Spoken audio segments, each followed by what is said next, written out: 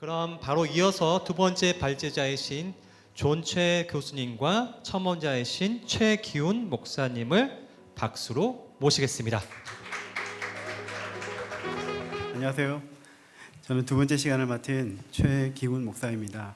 현재 CMF라는 곳에서 사역하고 있습니다. 여러분 앞번과 동일하게 들으시면서 질문이 있으시면은 오픈 채팅에다가 이렇게 질문을 남겨주시면 좋겠습니다. 오늘 두 번째 발제해 주시는 분은 존 초이 교수님이십니다. 교수님에 대해 소개하겠습니다. 현재 달라스 베프티스트 유니버시티에서 지금 교수로 계십니다. MA in Worship Study 그리고 MA in Christian Ministry의 학과정을 맡고 계시고요. 또 우리 교수님 이렇게 이력을 보면은 굉장히 다양한 이력들을 가지고 계세요. CFNI에서 공부하셨고 기타리스트이십니다. 기타 치시고 그런데 담임 목회도 하셨어요. 그리고 현재 학교에서 또 예배학을 가르치시는데 전공은 구약학이십니다. 그래서 요즘 말로 말하면 육각형 인간 이런 분이신 것 같아요. 그래서 다양한 경험과 또 학문적인 그런 탁월함을 가지고 계신데요. 오늘 발제 두 번째에 가인의 예배가 현대 교회에서도 드려지고 있는가는 제목으로 발제해 주시겠습니다. 우리 박수로 환영하도록 하겠습니다. 반갑습니다. 제가 읽겠습니다. 오늘날 세계의 많은 그리스도인들은 매 주일마다 대면 또는 온라인을 활용한 비대면, 특히 팬데믹 이후부터 방식으로 예배에 참여하고 있다. 일반적으로 선화국의 찬양, 설교, 기도 등의 일정한 순서에 따라 예배드린 후 모두 일상으로 돌아간다. 그런데 하나님은 예배에서 드려진 모든 행위들을 기뻐하실까? 얼마나 많은 그리스도인이 하나님께서 기뻐 받으시는 온전한 예배를 드리고 있을까? 창세기 4장은 인류가 하나님께 드린 제사가 처음으로 언급된 곳이다. 아담의 두 아들인 가인과 아벨이 각자 일의 소산에서 제물을 가져왔다. 가인은 땅의 결실의 일부를 제물로 드렸고 아벨은 동물을 제물로 드렸다. 하나님은 아벨과 그의 제물을 받으셨으나 가인과 그의 제물은 받지 않으셨다. 무엇이 문제였을까? 가인이 이교도자였거나 우상에게 제사를 드린 것도 아니었다. 그런데 성경 본문은 가인이 드린 제사에 문제가 있었음을 내비친다. 왜 하나님은 가인과 그의 제사를 받지 않으셨을까? 여기서 예배자와 예배자를 받지 않으신 게 이제 창세기 4장에 나옵니다. 예배만 받지 않은 게 아니라 예배자도. 하나님이 가인과 그의 제사를 거부하신 이유를 찾는 이 연구는 한 사람의 삶의 방식이 어떻게 하나님께 예배하는 일에 영향을 줄 수 있는지를 알려줄 것이다. 성경학자들은 하나님이 가인의 제사를 거부하신 이유를 다양하게 제시해왔다. 첫째, 존 스키너와 같은 학자는 하나님이 가인의 제사를 받지 않으신 이유는 동물을 제물로 드리지 않았기 때문이라고 주장했다. 하지만 구약 성경의 율법에 의하면 곡식과 동물 모두 제물로 허용되었다. 구약 성경에는 동물로 제물을 드렸음에도 불구하고 하나님께서 거부하신 예도 있다. 이사야 1장에서 하나님의 죄악된 길을 걷던 유다의 동물로 드린 제사를 기쁘게 받으시지 않으셨던 것이 좋은 사례이다. 두 번째 이유는 가인이 창세기 3장에서 하나님이 저주하신 땅의 제물로 제사를 드렸기 때문이라는 것이다. 빅터 해밀턴은 만약 값을 치르지 않은 제물로 하나님께 드린 것이 잘못이었다면 하나님의 저주의 결과로 생긴 제물을 하나님께 드린 것도 역시 잘못된 것이다 라고 말한다. 그러나 히브리서의 저자는 가인의 제사가 거절된 이유는 저주받은 땅 때문이 아니라 가인의 믿음이 부족했기 때문이라고 언급한다. 게다가 창세기 4장 6절에서 가인에게 물어보시는 하나님의 질문은 땅의 소산을 제물로 드린 것 때문이 아니라 가인에게 문제가 있었음을 가리킨다. 세 번째, 어떤 학자들은 하나님이 가인의 제사를 거부하시고 아벨의 제사를 받으신 이유를 하나님의 주권적인 선택의 문제로 보았다. 데이비드 애킨스는 하나님의 주권적인 지혜 안에서 아벨의 제사를 선택하셨다고 한다. 이는 하나님이 히브리인들의 행동과 관계없이 그냥 사랑하시기에 자신의 주권적인 지혜 안에서 그들을 선택하신 것과 같은 원리다라고 말한다. 하지만 이 설명에는 문제가 있다. 이 구절에는 하나님의 신적인 선택에 대한 어떠한 증거도 없기 때문이다. 골든 웬햄 이런 유형의 추론은 성경 본문이 신적인 행동에 대한 어떠한 동기도 제시하지 못할 때만 고려해 볼 수 있다라고 말한다. 만약 하나님이 전적으로 가인의 예배를 거절하시기로 결정했었다면 하나님은 왜 창세기 4장 6절에서 너는 왜 화가 났냐? 왜 너의 얼굴 안색이 변하였느냐? 만약 내가 옳게 했더라면 왜 받아들여지지 않겠느냐라고 물으셨을까? 이는 가인에게 잘못이 있었음을 명백히 보여주는 부분이다. 네 번째, 어떤 주석가들은 하나님이 가인의 제사를 받지 않으신 이유는 가인이 최고의 것을 드리지 않았기 때문이라는 의견을 내놓았다. 알렌 라스는 아벨은 최고의 것을 드려서 하나님을 기쁘시게 하려고 애썼음을 강조한다.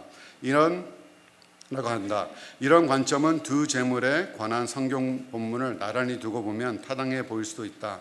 아벨은 동물의 첫 새끼로 최고의 것을 드렸지만 가인의 제사에서는 최고의 것을 드렸다는 언급이 없다. 브루스 워키는 가인이 토크니즘의 죄에 빠졌다고 보았다. 도대체 무엇 때문에 그들이 그렇게 제사를 드린 것일까? 그들의 행동과 마음 상태가 연결되어 있는 것으로 볼 수 있을까? 예수님은 사람의 행동은 마음에서 나온다고 가르치셨다. 케네스 매튜스는 가인과 아벨의 제사에 대한 하나님의 반응이 달랐던 이유를 드려진 제물의 질이 아닌 드린 자의 정성의 문제로 보았다. 케네스 매튜스의 설명에 기초해서 하나님이 가인의 제물을 거부하신 이유를 살펴보면 가인의 불의한 마음은 단지 그의 행동뿐만이 아니라 그의 죄악된 삶 전체가 반영된 것임을 알 수 있다. 언뜻 보면 이런 부분이 성경 본문에서 명확하게 드러나지 않을 수도 있다. 그러나 창세기 4장 6절에 하나님의 질문은 가인의 옳지 못함을 암시하고 있다. 만약 내가 옳은 일을 한다면 받아들여지지 아니하겠는가? 가인의 잘못은 무엇인가? 흥미롭게도 가인이 이런 온전치 못한 제사를 드린 것이 처음이자 단 한 번뿐이었다고 알려주는 말은 어디에서 찾아볼 수 없다. 아마 가인이 이렇게 마음이 없는 제사를 드린 것은 오랫동안 지속된 그의 행동 패턴이었을 것이다. 가인의 예배는 성경에서 의미를 상실한 채 드려졌던 예배의 유일한 사례가 아니다. 신약 성경에서 예수님은 이런 유형의 예배를 드렸던 바리새인들을 날카롭게 꾸짖었다. 외식하는 자들아, 이사야가 너희에 관하여 잘 예언하였도다 일렀으되 이 백성이 입술로는 나를 공경하되 마음은 내게서 멀도다. 사람의 계명으로 교훈을 삼아 가르치니 나를 헛되이 경배하는도다 하였느니라. 여기서 외식하는 자는 밖에서 먹는 그게 아닙니다. 네. 더욱이 구약 성경에도 하나님이 불순종하고 거룩하지 못한 삶을 살았던 사람들의 제사를 거절하신 사례들이 여러 번 기록되어 되었다. 사무엘상 15장 22절 사무엘이 이르되 여호와께서 번제와 다른 제사를 그의 목소리를 청종하는 것을 좋아하심과 같이 좋아하시겠나이까? 순종이 제사보다 낫고 듣는 것이 수장의 기름보다 나으니. 또 이사야서 1장 13절 헛된 제물을 가져오지 말라. 분향은 내가 가증히 여기는 바요.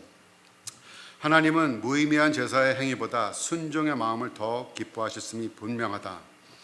신약 성경에는 가인의 경건치 못한 생활이 그의 가벼운 예배로 이어졌음을 보여주는 사례들이 여러 곳에 명시되어 있다. 예를 들어 히브리서 저자는 가인이 믿음 없는 제사를 드렸음을 암시하면서 아벨의 제사는 믿음으로 드려졌기 때문에 가인보다 더 나은 제사를 드렸다고 말한다. 오늘날로 말하면 가인은 평소처럼 일요일마다 교회에 나왔다. 그는 11조와 주일 헌금을 드렸고 설교 말씀을 들었고 찬양도 불렀다. 그러나 그는 겉으로는 예배는 드렸지만 마음을 다한 예배는 드리지 못한 것이다. 그야말로 말로만 드리는 예배였다. 신약 성경에서 가인에 대하여 또 언급한 곳이 요한일서 3장 12절이다. 가인같이 하지 말라. 그는 악한 자에 속하여 그 아우를 죽였으니 어떤 이유로 죽였느냐? 자기의 행위는 악하고 그의 아우의 행위는 의로움이라. 이 요한은 가인의 행위가 악했음을 명확히 지적한다.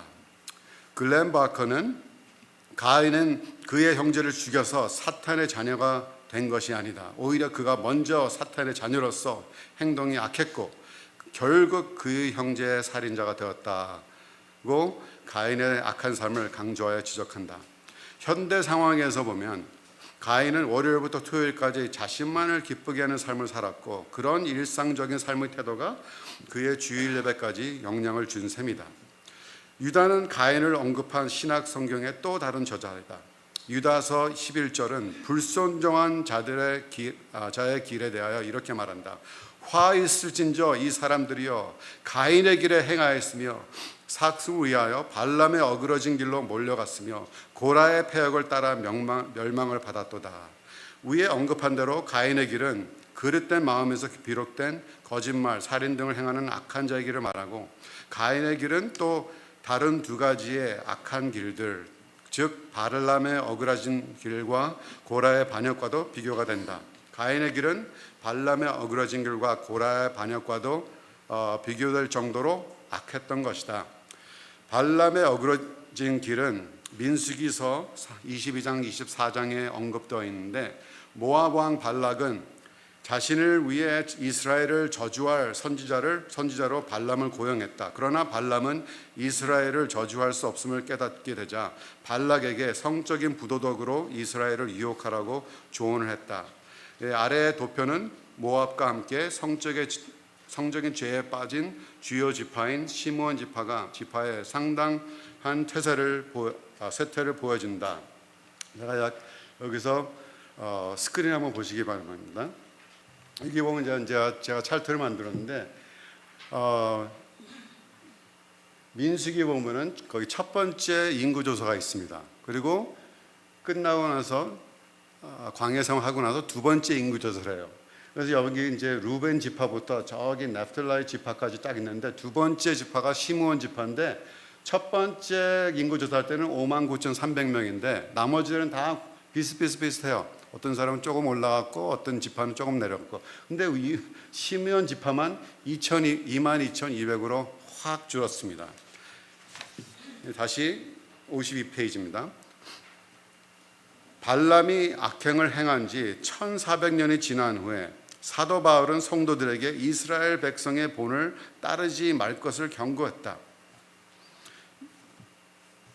이러한 일은 우리의 본보기가 되어 우리로 하여금 그들이 악을 즐겨한 것 같이 즐겨하는 자가 되지 않게 하려 함이니 그들 가운데 어떤 사람들과 같이 너희는 우상 숭배하는 자가 되지 말라. 기록된 바 백성이 앉아서 먹고 마시며 일어나서 뛰노다 함과 같으니라.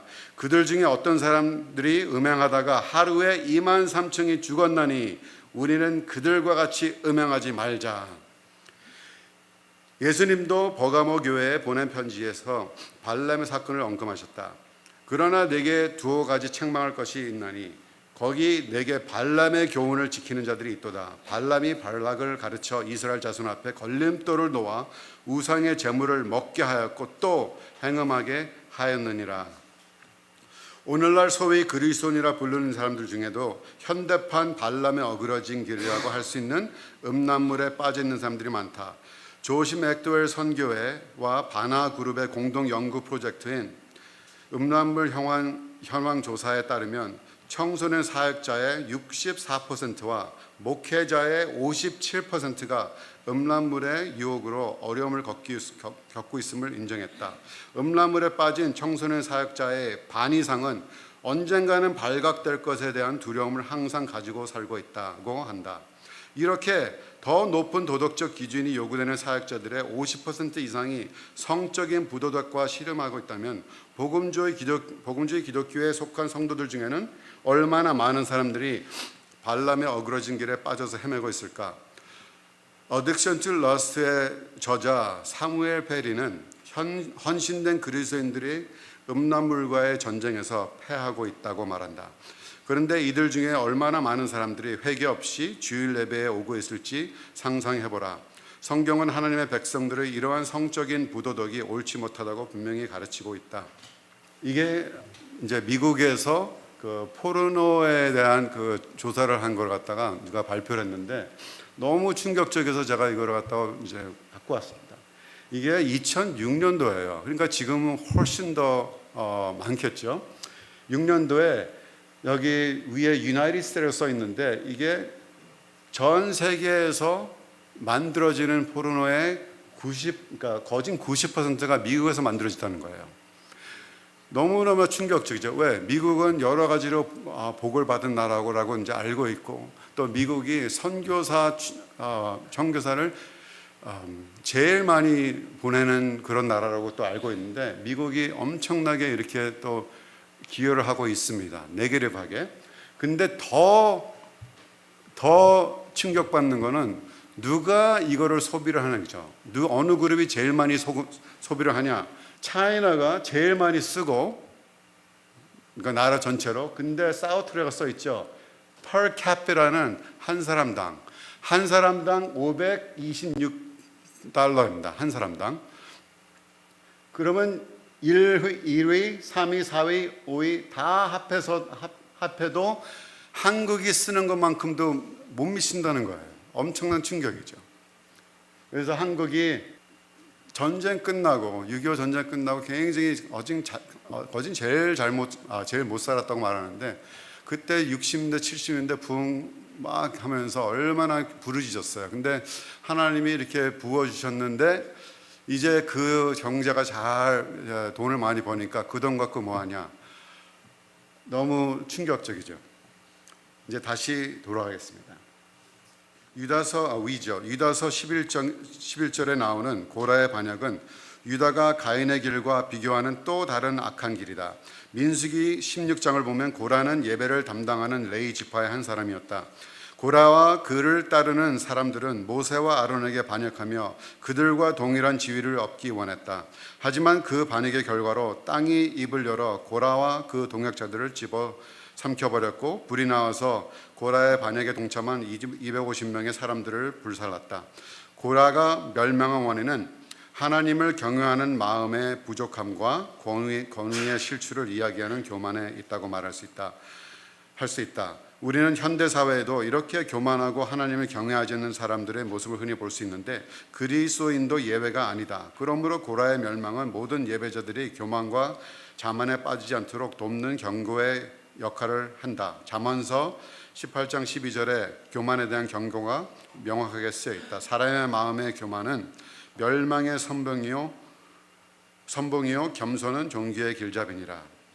유다서 11절에 언급된 이 세 가지의 길들은 하나님으로부터 떠난 삶에 대한 경고이다.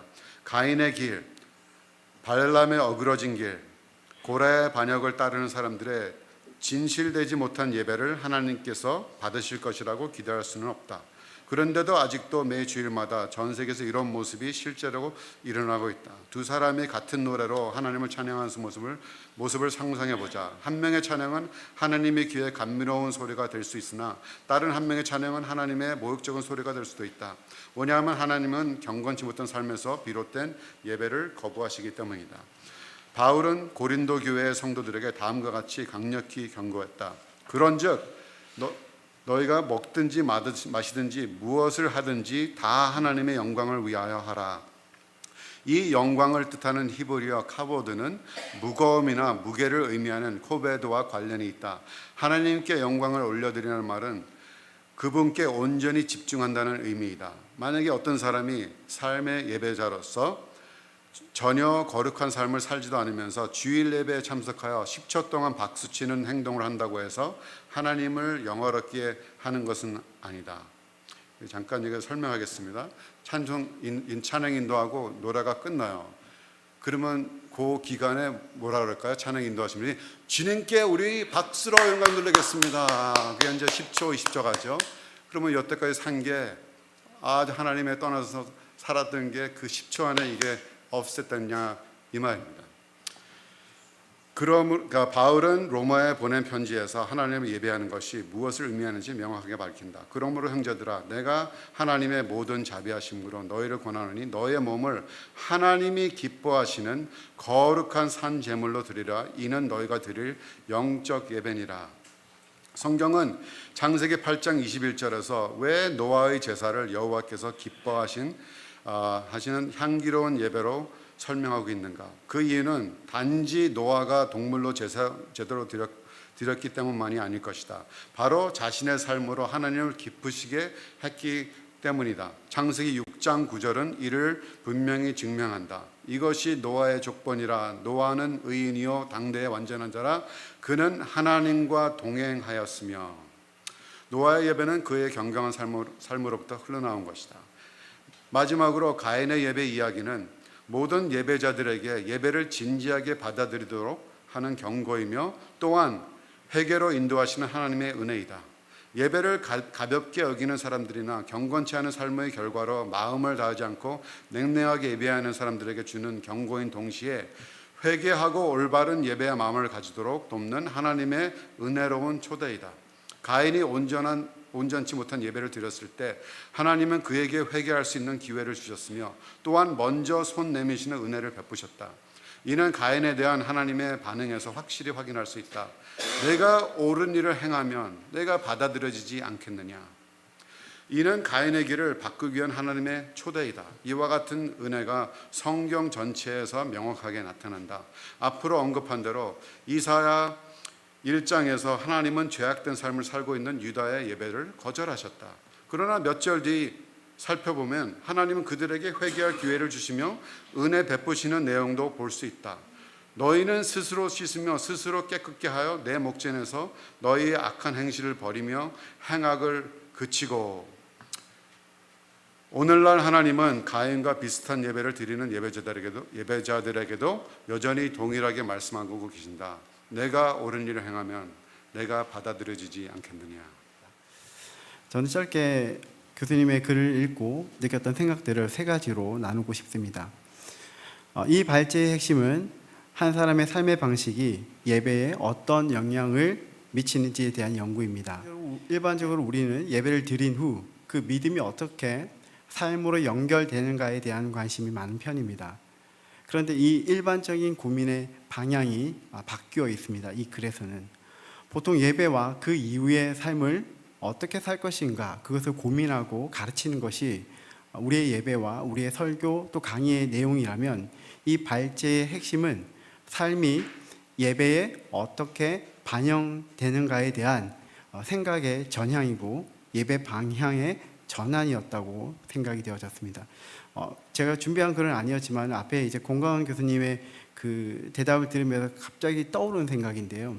김진호 목사님의 예배라는 책을 저도 굉장히 인상 깊게 보았는데, 그 피라미드 얘기하셨는데 거기 보게 되면 결국 삶의 예배가 회중 예배 그리고 삶의 예배에 영향을 미친다. 저도 그렇게 인식을 했거든요. 근데 저도 사역을 하고 그렇게 하다 보니까 어느 순간 그 이전의 삶에 대한 부분을 묻지도 따지지도 않고 그리고 오늘 현재를 격려하고 다시 그 다음에 우리가 잘하면 된다라고 생각하고 가르쳤던 것 같습니다.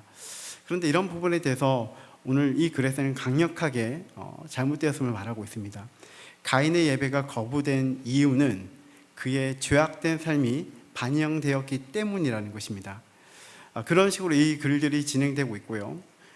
불순종하고 거룩하지 못한 삶을 살았던 사람이 드린 예배가 온전한 예배가 될 수 있겠는가, 하나님께서 그런 예배를 받으시겠는가라는 굉장히 중요한 부분을 지적하고 있어서 저는 좋았습니다. 삶이 먼저냐 예배가 먼저냐, 서로 저는 상관성이 있다고 생각합니다. 그런데 이번에는 삶과 그 다음에 이어진 예배, 그 삶으로 인해서 그 다음에 예배가 자연적으로 주어지는 것이 아니라 그 삶이 어떠냐가 결국은 그 예배에서 반영된다는 이 부분에서 저는 새롭게 느껴졌고 생각할 거리가 참 많았다고 생각이 되어서 좋았습니다. 두 번째는 가인의 제사를 거부하신 이후의 네 가지 견해를 잘 정리해 주셨습니다. 동물의 제사가 아니었기 때문인가? 두 번째는 저주하신 땅의 제물을 드렸기 때문인가? 세 번째는 하나님의 주권적인 선택의 문제였던가? 네 번째는 최고의 것을 드리지 않아서였던가. 사실 개인의 어떤 목회자와 또 강의자들의 생각에 따라서 한 가지만 주장되어질 때가 참 많은 것 같습니다. 그런 이런 시간들 통해서 다양하게 크게 포괄적으로 네 가지를 말씀하셨는데 이 네 가지로 여러 학자들과 또 성경신학자들이 생각하고 있는 그 견해들을 잘 정리해 주어서 너무 좋았고요. 여기 이 견해를 뒷받침할 수 있는 대표적인 학자들의 견해가 제시되었고 또 그에 대한 반박은 성경으로 구체적으로 내용을 제시해 주어서 참 좋았습니다. 소논문이었지만은 학문적인 근거와 성경적인 근거가 함께 포함되어 있기 때문에 짧았지만 저는 좋았다고 생각합니다.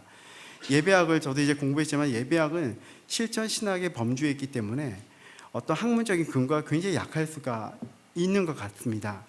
저희가 이 예배 찬양 학술 대회를 처음으로 여는데 이 첫 번째 발제자로서 이런 학문적인 근거 그리고 성경적인 근거에 따라서 글을 써주셔서 저는 좋았다고 생각했고요.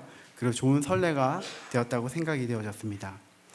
세 번째는 가인의 길, 또 가인의 삶에 대한 구체적인 예로 발람의 길과 고라의 길을 제시해 주셨습니다. 특히 발람의 죄의 구체적인 예, 아까도 앞에 이제 프레젠테이션 보셨는데 성적인 문제, 음란물, 성적 범죄에 대한 언급을 해주셨습니다. 저는 이 부분을 처음 보면서 이제 번역하면서 좀 살짝 놀랐습니다. 그리고 긴장했어요. 이번에 첫 번째 예배학술 대회인데 너무 센 주제가 아닌가라는 그런 긴장을 조금 했거든요. 그러나 오늘 우리 한국 교회 또 세계 교회의 현실을 직시해 보면은 이런 부분 좀 필요하다는 생각도 들었습니다. 이미 많은 리더십들이 그리고 교회 안에 많은 이런 부분들이 만연해져 있고 또 우리 한국 사회 내에서 교회에 대한 부정적인 시각이 있는데 그 여러 요소들이 있지만 그 중에 하나가 이 목회자들과 그리스도인들의 성적에 대한 문제가 많았기 때문이다. 현재도 계속 일어나고 있기 때문이라고 생각이 들었습니다. 이런 문제 역시 여기 있는 많은 목회자들과 예배 사역자들에게도 동일한 문제가 되었기 때문에 이 부분을 우리가 좀 정직하게 드러내놓고 이것이 문제가 될 수 있다라는 생각을 가지는 것은 우리에게 참 좋은 기회가 되었다라고 생각이 되었습니다. 학기 중이신데요. 많이 바쁘신 가운데서도 귀한 글을 써주시고 또 먼 길, 미국에서 먼 길을 오셔서 또 직접 발표해 주신 교수님께 감사의 마음을 전합니다.